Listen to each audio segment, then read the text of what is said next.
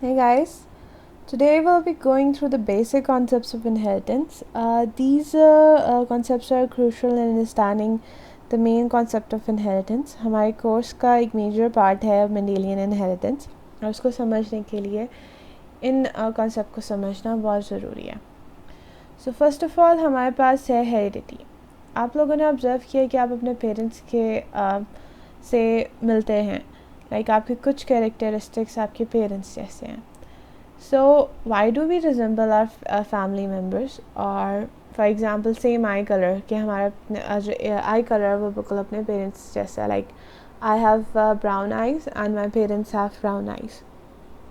So this is because of heredity. कि अगर parents के पास blue eyes हैं, their offsprings have या children have blue eyes.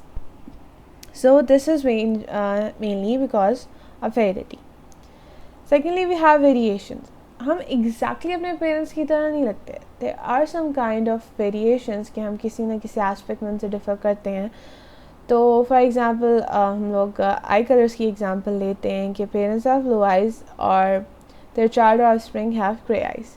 So this is mainly because of variations. Now heredity and variations, they come together and give rise to the concept of inheritance. And basically ये जो inheritance है वो heredity और variations की वजह से हो रही होती है. And inheritance is importance for formation of new species. Like concept of evolution के हमारे पास न्यू स्पीशीज़ अराइज होती हैं. That's mainly because of inheritance. Let's just leave this concept here कि एवोल्यूशन कैसे होती है, क्या होती है. It will get confusing. Just remember that inheritance is important for formation of new species. When we study inheritance, these studies are called genetics, and that's because genes control inheritance. So genetics को हम लोग study of genes भी कहते हैं. So now that we know that the genes control inheritance, अब हम लोग move करते हैं to the concept of genotype and phenotype. So genotype, as the name indicates, is genetic codes or simply genes. हमारे अंदर जितने भी genes present हैं हम उनको genotype बोलते हैं. Now, जब जीन्स अपने आप को एक्सप्रेस करते हैं, they give rise to the phenotype. For example मेरे पास जो है वो जीनोटाइप है ब्लैक हेयर का. So my genes have work together and give rise to phenotype of black hair that you can see. Phenotype is our physical characteristics and many other aspects of our bodies that are controlled by the genes. So phenotype is controlled by the genes. And they are the result of expression of genes. So Mendelian inheritance. Gregor Mendel was a father of genetics, and उसके जो subjects हैं जिस पर उसने experiment किए थे, those are the pea plants. So first step of his experiments were to develop purebred plants. अब purebred plants क्या होते हैं? To clearly understand the concept of purebred lines, we need to have some additional concepts. So, हम लोगों ने पिछले slide में बात की थी जीनोटाइप की.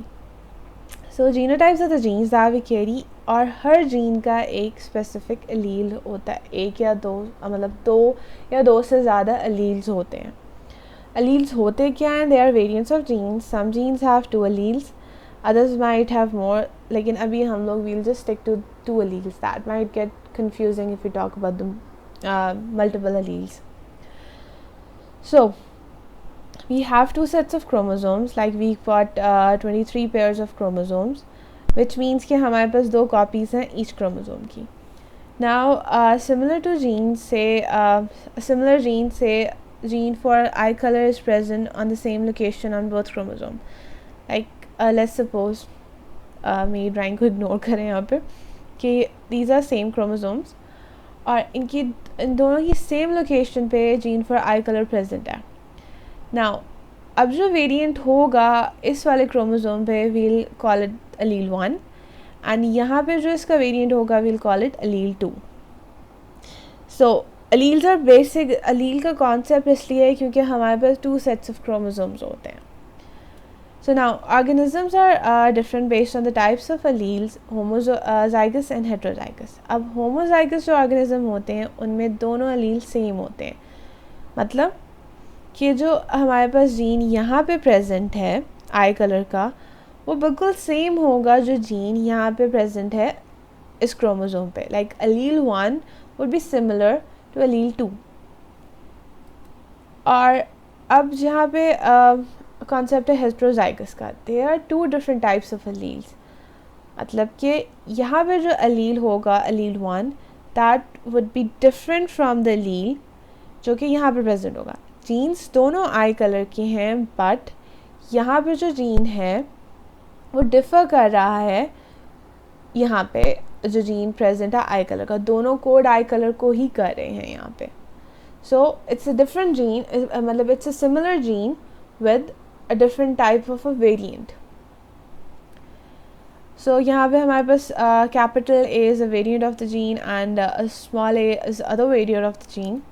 तो अगर यहाँ पे देखा जाए हमारे पास these two are homozygous organisms, क्योंकि इनके पास सेम टाइप ऑफ अलील्स हैं कि यहाँ पे जो जीन है वो बिल्कुल सिमिलर है जो जीन यहाँ पे प्रेजेंट है. सिमिलरली यहाँ पे भी सेम केस है. अब हेटेरोजाइगस ऑर्गेनिज्म में क्या है कि उसका यहाँ पे जो जीन प्रेजेंट है, जैसे आई कलर को जो कोड कर रहा है वो सिमिलर नहीं है जो यहाँ पे जीन प्रेजेंट है.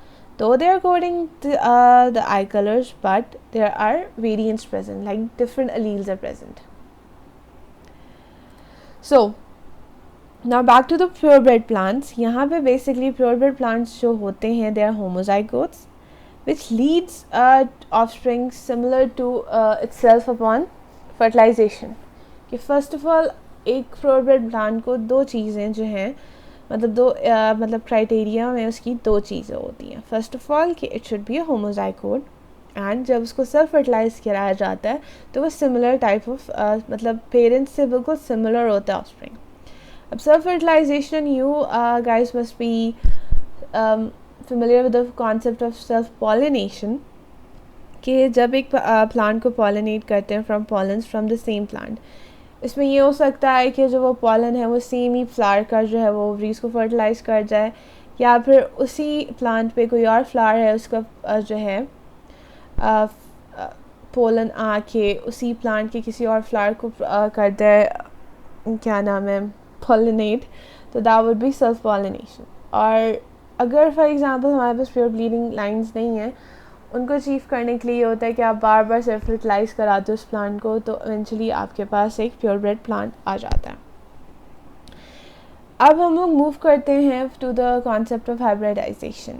इन contrast to self fertilization, hybridization is result of cross fertilisation.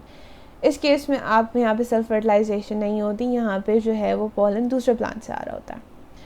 So cross fertilization gives rise to crossbred plants, and when two purebred plants are crossbred, they give rise to heterozygotes.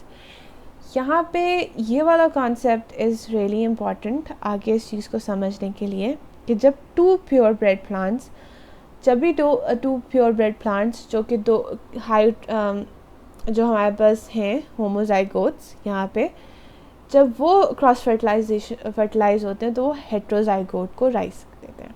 So in this case, parent 1 is a homozygote, parent 2 is a homozygote, but for different alleles, and they have been crossbred and they have given rise to a offspring, जो कि हमारे पास heterozygote है. So hybridization जो कि cross fertilization है, इससे हमारे पास आते हैं hybrids. So we will be studying 2 types of hybrids, monohybrids and dihybrids. Monohybrid में ये होता है कि हमारे पास cross fertilization होती है plants की, जिसमें सिर्फ एक जो है वो डिफरेंट करेक्टरिस्टिक है. फॉर एग्जांपल पेरेंट 1 में जो है वो राउंड सीड है और पेरेंट 2 में रिंकल सीड है. अब यहाँ पे इसके बाकी सारे करेक्टरिस्टिक्स बिल्कुल सेम है, ये सिर्फ डिफ़र कर रहे हैं अपनी जो है वो सीड शेप के ऊपर. और अब यहाँ पे ये हुआ है कि जब parent 1 with that's different from parent 2 in just one aspect, like one characteristics, इसके बाकी सारे characteristics सेम है सिवाय इसके कि यहाँ पे इसके राउंड सीड है और इसके रिंकल सीड है. जब इनकी हम लोगों ने क्रॉस फर्टिलाइजेशन कराई तो हमारे पास आता है monohybrid. Then moving further, dihybrids are a result of cross fertilization of plants having 2 different characteristics. यहाँ पे मैंने monohybrid लिख दिया, यहाँ पे dihybrid होना चाहिए. So don't get confused, it's dihybrid. So parent 1 में हमारे पास ये है कि वो राउंड सीड है और उसका सीड का कलर येलो है, और उसको हम क्रॉस करा रहे हैं पेरेंट 2 के साथ। रिंकल सीड है और उसका जो कलर है सीड का वो ग्रीन है। अब यहाँ पे जो है बाकी सारे इन दोनों पेरेंट्स के जो एस्पेक्ट्स हैं, करेक्टरिस्टिक्स हैं, बिल्कुल सेम है। यहाँ पे वो 2 करेक्टरिस्टिक्स में डिफ़र कर रहे हैं, तो इसके रिज़ल्ट में हमारे पास डाईहाइब्रिड आया। सो आई होप आपके पिछले कॉन्सेप्ट्स क्लियर हो गए हों। Try to revise this concepts and try कि आपके दिमाग में ये वाले कॉन्सेप्ट बहुत अच्छे तरीके से जो हैं वो बैठ जाएँ, because they will be helpful in understanding the Mendelian inheritance that we're moving on to next in the next video. So kindly give us your feedback, and if you got any question, leave those questions. We'll try to answer them. So thank you. See you in the next video.